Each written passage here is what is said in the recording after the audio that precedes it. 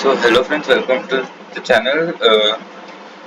तो इस वीडियो में हम लोग कर रहे हैं Indian partnership act CMA model से या इंटर को काम आएगा।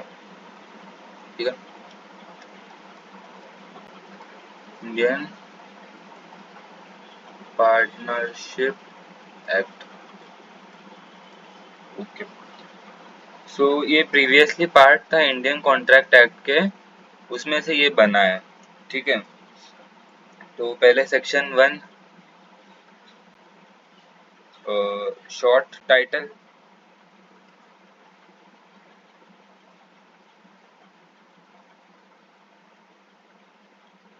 Extent and commencement. ये चल क्यों नहीं रहा है?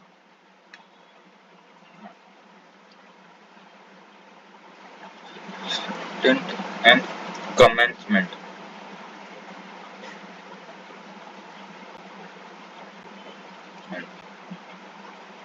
तो शॉर्ट टाइटल है ना इसका, इंडियन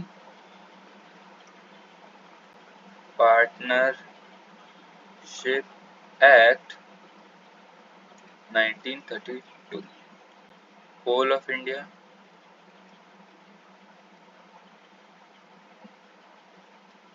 पहले ये जम्मू कश्मीर में नहीं था, बट फिर रूल्स आके इसको भी हटा दिया। कमेंसमेंट है 1/10/1932। देखो, शॉर्ट टाइटल का मतलब इस एक्ट का नाम, एक्सटेंट मतलब कहाँ पे होता है, एंड कमेंसमेंट में किस डेट से होता है। ठीक है, total number of section, section ऐसे दो प्रकार के हैं। एक तो 74 है ऐसे, 73, और एक सेक्शन जो कि था सेक्शन 69। ये चालू हुआ था 1/10/1932 से, और ये चालू हुआ था 1/10/1932-33 ऐसा।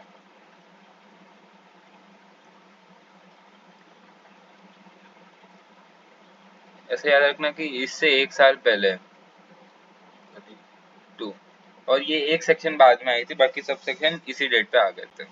ठीक है, डेफिनेशन सेक्शन 2,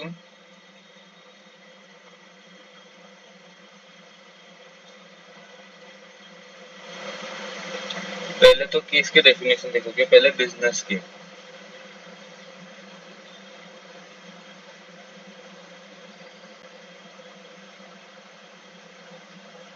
इंक्लूड्स,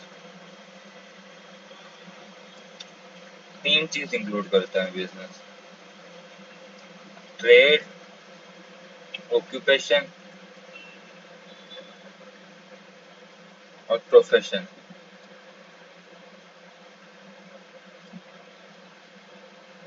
प्रोफेशन क्या होता है? जो आप करने वाले हो सीए में बनने के बाद, तो जो जिसको आप सर्विस दोगे उसके बदले पैसे दोगे, या फिर कोई डॉक्टर देता है तो उसे प्रोफेशन कहते हैं। ट्रेड मतलब नॉर्मल जो डे टू डे बिजनेस, खरीदना लेना, परचेज से वो करोगे। ऑक्यूपेशन यानी जो काम जिसमें स्किल इन्वॉल्व होती है, जैसे सेल्फ एम्प्लॉयड हो गए, जैसे कोई अभी हिस्ट्री करता है, कभी कोई मतलब ऐसा करते हैं ना, मेडिट या, तो ये सब आता है इसमें। ठीक है, प्रोविजन सेक्शन 3 अभी, provision provision of Indian Contract Act will be,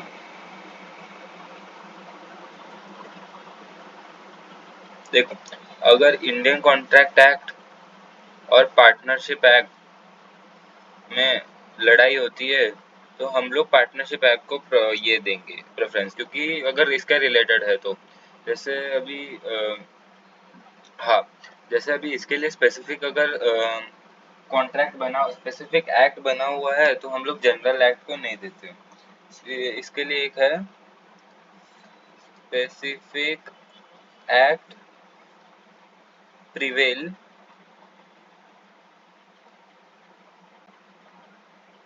over general act. ठीक है। तो ये अभी नेक्स्ट टाइम सेक्शन 4, ये सबसे इम्पोर्टेंट है। इसमें मेनली आपका पार्टनरशिप का बेस बनेगा। डेफिनेशन,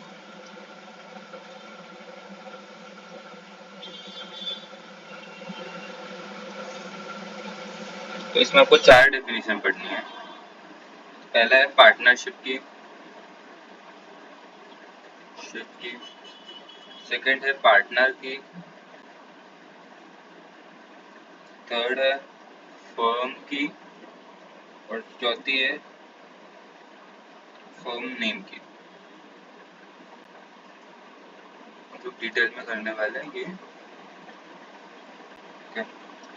सो पार्टनरशिप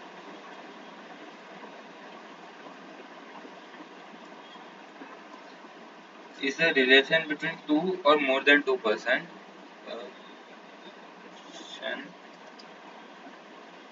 आपको लिखना है ये सब मेरे साथ। टू और मोर देन टू पर्सन, ये ऐसे मतलब आपके पास बुक में तो होगा ही, नोट्स वगैरह भी आपने कहीं पे ले लिए होंगे, बट अब जितना आप खुद से लिखोगे उतने, और मैं जैसे लिखा रहा हूँ वैसे लिखोगे तो आपको इजीली याद रहेगा। हु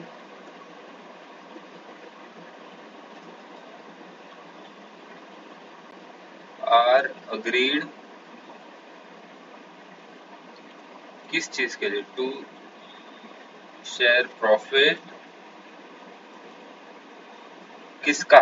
बिजनेस का। फॉर बिजनेस, ये कैसा आएगा? Five, carried by all or any one of the following, carried by all or any one of following। एक एक को डिटेल में समझेंगे, तो पहले तो इतना समझ में आया कि एक बार नोट डाउन कर लो पॉज करके। तो इसका मतलब समझा देता हूँ पहले। ए, बी और सी पार्टनर है, और अगर कोई सी डिसीजन लेता है तो ये माना जाएगा ए, बी और सी तीनों के, मतलब इसका जो भी इफेक्ट होगा वो तीनों पे होगा। तो इसे म्यूचुअल एजेंसी, जैसे भी सी ने कुछ काम किया तो उसके लिए वो भी रिस्पॉन्सिबल होगी अगर वो बिजनेस के रिलेटेड है तो। ठीक है, ये आगे डिटेल में आएगा। तो पहले है partnership is relation between two और मोर देन टू पर्सन। तो इसमें क्या आएगा? तो पहला number of partner,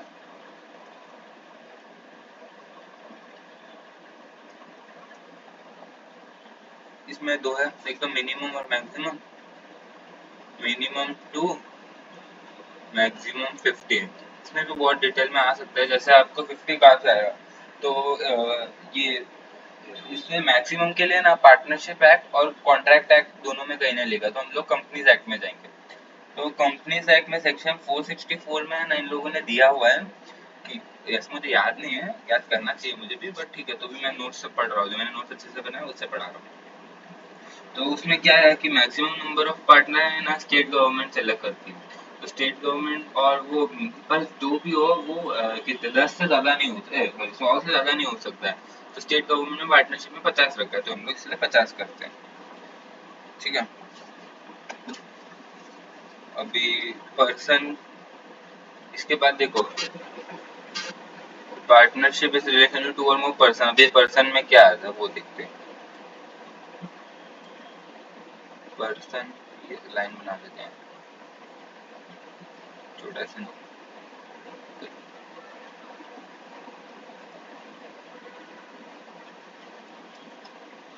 so person, दो टाइप के पर्सन होते हैं, एक तो नेचुरल और आर्टिफिशियल।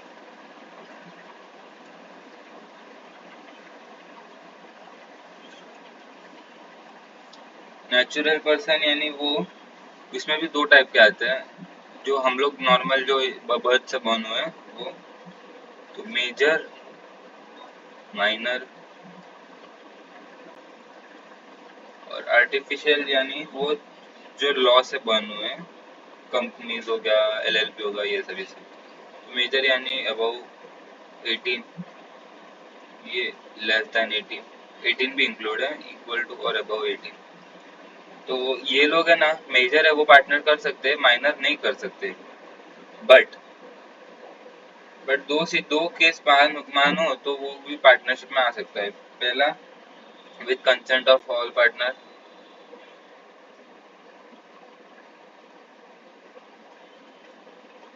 और for the benefit in partnership.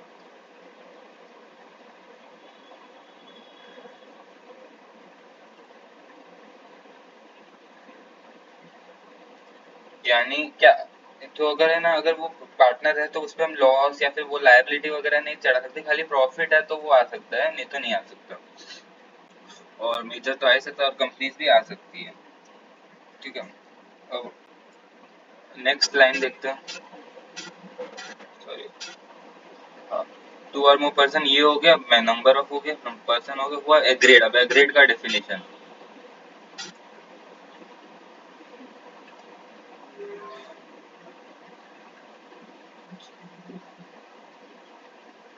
Agreed में दो चीज आती है, एक तो अग्रीमेंट, एक तो होना चाहिए वॉलेंटरी, आपने कॉन्ट्रैक्ट एक्ट में भी पढ़ा होगा, और कॉन्ट्रैक्चुअल।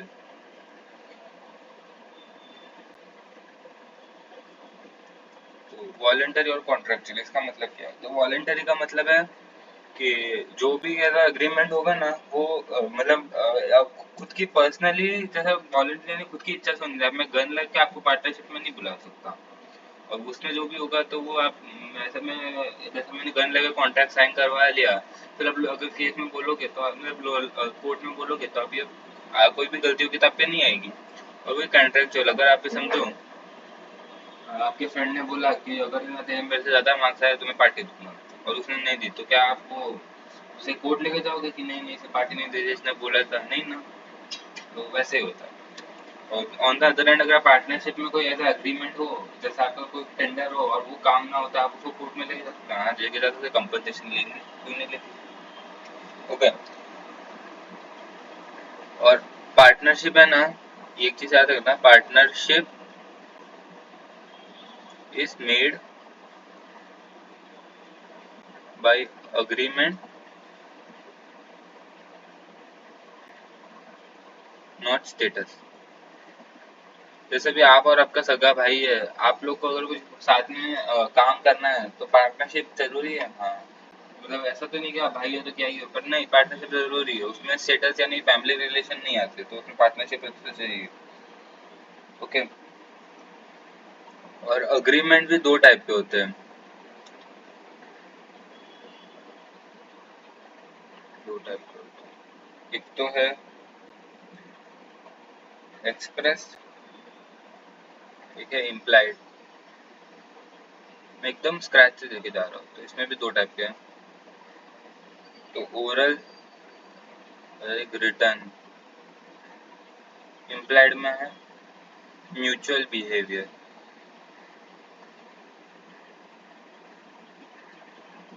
तो जैसे अभी आपने किसी लड़की को देखा और उसने आपने उसको बोल दिया, तो ये ओरल है। नहीं, ये बहुत गलत हो गया, छोड़। जैसे आपने कोई भी मतलब अभी ओरल एग्रीमेंट यानी कोई भी एग्रीमेंट आपने मतलब कर लिया कि हाँ इतना ये माल बेच दो, ये अगर आपने रिटर्न में बेच दिया बिल विल बना के, तो वो रिटर्न है। और म्यूचुअल बिहेवियर जैसे भी कूली वगैरह है, तो वो आपका मतलब समझो क्या नाम है आपका, आप स्टेशन पे हो और आपके ना बैग वैग लेके जा रहे हैं, तो क्या वो अग्रीमेंट, आप भी उसके पीछे चल रहे, फिर आप उसे बोलोगे पैसे नहीं दूंगा, मैंने थोड़ी बोला था पैसे दूंगा, आप पैसे लेके जा रहे हो, मुझे लगा समाज सेवा कर रहे हो। पैसे थोड़ी होता है, तो मारेगा नहीं, मारेगा, या फिर आपको पैसे देने ही पड़ेंगे, तो यही होता है। हाँ। और पर ये मतलब ये भी ऐसा प्रेफरेबल है, क्योंकि आगे कुछ भी चेंज ना हो उसके लिए ये ऐसा करो कि रिटर्न एग्रीमेंट हो तो अच्छा, बट हाँ ओरल एग्रीमेंट भी चलता है। To share profit,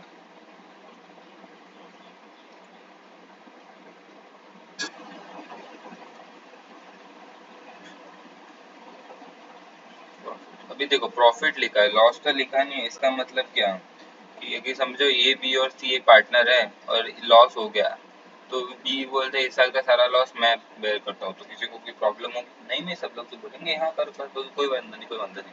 on the other and अगर कोई ए बी और सी है, वो बोलेगे इस साल का प्रॉफिट पूरा मैं लेके जाऊँ, तो कोई बोलेगा नहीं नहीं ऐसा कैसे हम लोग ऐसा। तो वही बात हुई कि इसमें शेयर ऑफ प्रॉफिट कंपलसरी है, शेयर ऑफ लॉस नहीं होगा तो चलेगा। और अभी ये किसका होगा, बिजनेस का होगा। मैं डबल एस के लिखते BUSINESS।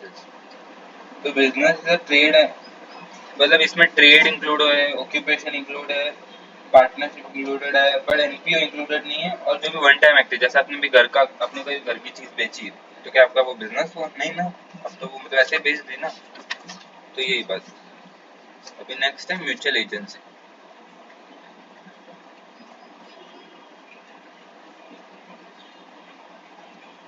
म्यूचुअल एजेंसी यानी एवरीबडी इज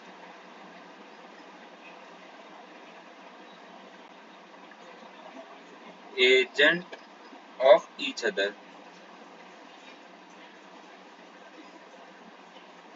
पार्टनर,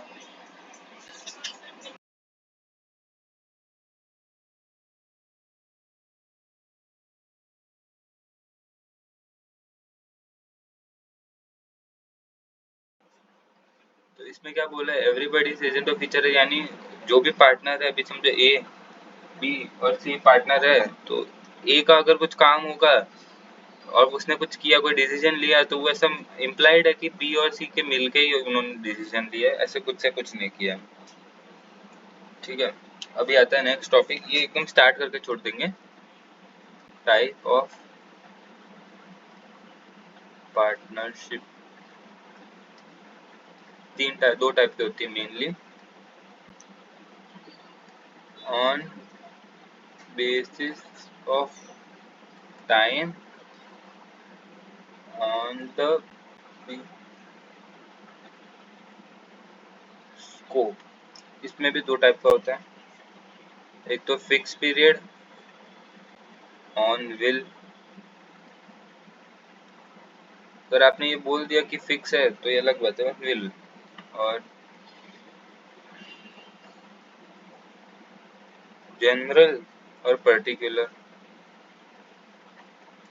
यानी पर्टिकुलर यानी एक काम के लिए आपने पार्टनरशिप की है, तो वो जनरल यानी आपने मतलब ऐसे जनरली आप करते ही हो, जैसे बहुत सारे कॉन्ट्रैक्ट आते रहते हैं और हाँ ये काम भी करते रहेंगे, और आप उसको 50%, आप 50%। अभी फिक्स नहीं कि कितने कॉन्ट्रैक्ट है कितने नंबर, इसमें फिक्स है कि ये काम तो साथ में ही करना है, बीच में नहीं छोड़ सकता।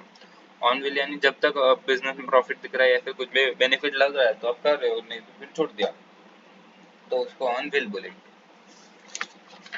तो पार्टनरशिप का आज के लिए इतना ही रखते हैं। एक्चुअली क्या हुआ था कि मेरी जो अभी नेक्स्ट वीडियो है ना, मैं डायरेक्टर्स का बनाने वाला हूँ, बहुत बड़ा है वो, तो उसके लिए मुझे बहुत टाइम लगेगा। तो मैं सोच रहा हूँ पहले डायरेक्टर्स अच्छे से खत्म कर लूँ, तो इसलिए आज इतना ही 18-20 मिनट का वीडियो है, मस्त देख लेना, डबल 2x में 10 मिनट में हो जाएगा। और ये पार्टनरशिप का बेसिक है, इसके बाद इम्पोर्टेंट है। अब ये नोट्स वगैरह लिख लेना स्क्रीनशॉट लेने के लिए। ठीक है, चलो बाय बाय।